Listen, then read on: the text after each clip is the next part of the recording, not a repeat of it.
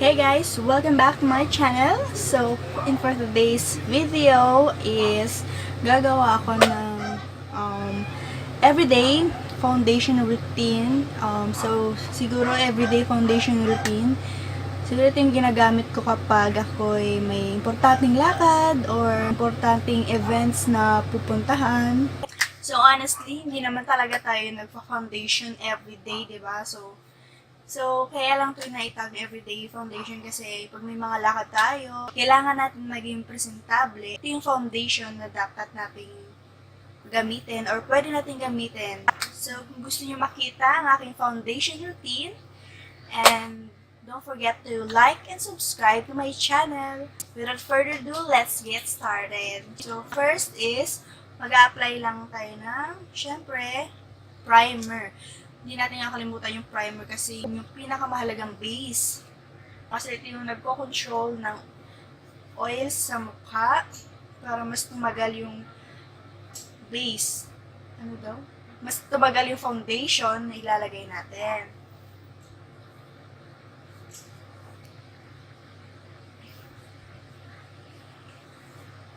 Yan lang ako.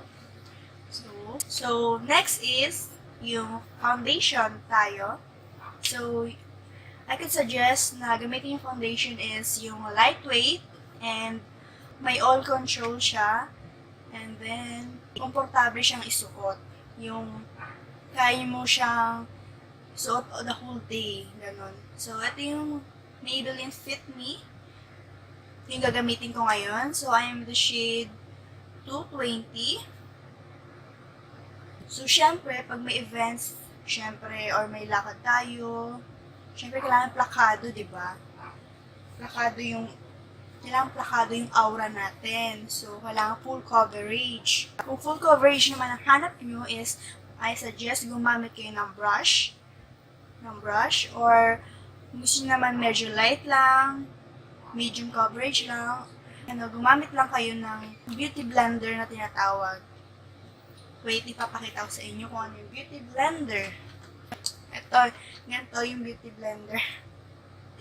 Ang dumi ng akin, so malinis syempre gamitin nyo. So, hindi naman natin ito gagamitin ngayon, kaya okay lang na madumi siya. And then, yung sa akin, yung may bilin sa akin is, di ba liquid siya, pero it work naman on my face. Hindi naman siya ganun ka oil up. So, by the way pala, combination means oily to dry combination. So, gamitan lang natin ng brush. Brush. Sensya na kayo kung may naririnig kayong parang aeroplano kasi yung electric pa namin. I mean yung exhaust fan.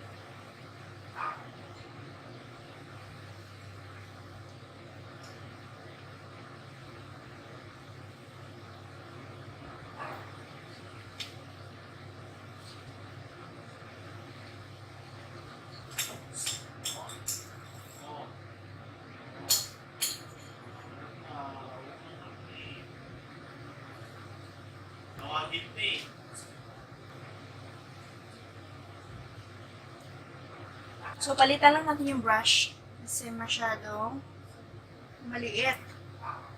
Hirapan ako. So, concealer is, gagamitin ko dito ng itong Maybelline Fit Me in the shade Sand. So, sabi nga ni Wayne Goss, i-apply lang natin siya dito. Dito lang. Instead of pa-ganyan, pa-triangle, apply lang natin siya dito kasi mas i-focus lang natin siya sa ito.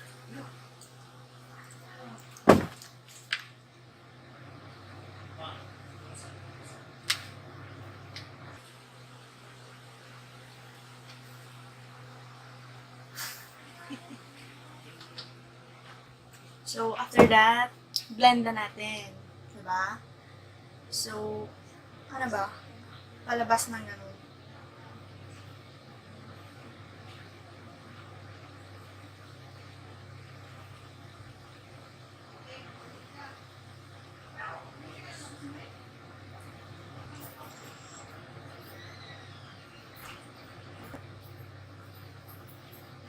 Blend lang natin. Ayan. So, pag nagbe-blend kayo, huwag nyo masyadong itiin yung brush. Yung sakto lang, wala masyadong force. Light lang yung hand nyo, para hindi nyo nag-drag yung product. O, ayan, dump nyo lang, ganyan.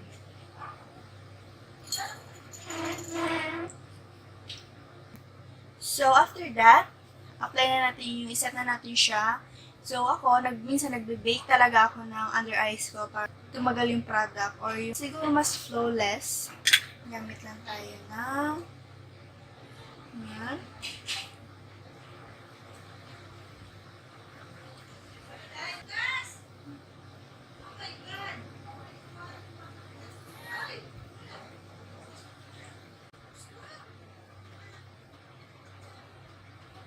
Ayan.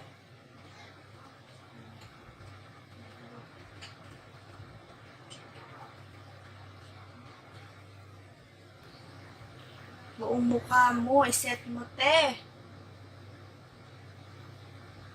Liig, iset mo na. Para more chances of winning. Learn.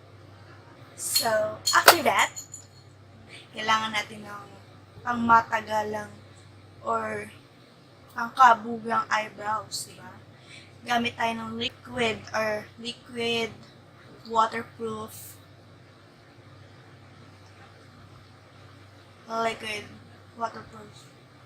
eyebrow product. So, yun. Ganun ang gagawin natin. Kunin ko lang yung brush ko. Arty mo. So, una kong ginagawa is binabrush ko yung eyebrow ko. By the way, guys, tatapusin ko lang yung kilay ko and then I'll be back. So, guys, I'm back. So, tapos ko na gawin yung kilay ko. And then, ang next na gagawin is, medyo matagal na nakababa ditong aking powder. So, siguro naman pwede na natin tanggalin. Tanggalin na natin.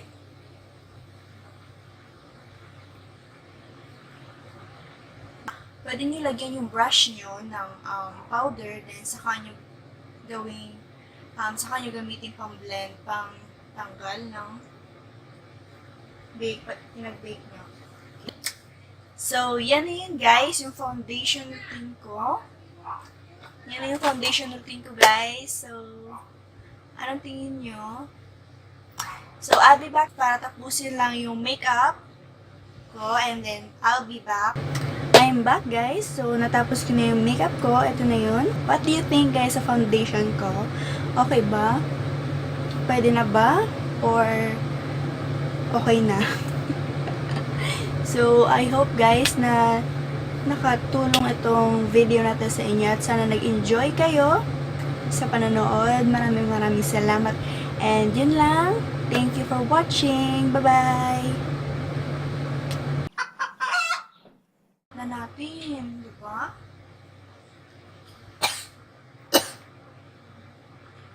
Kumbaga.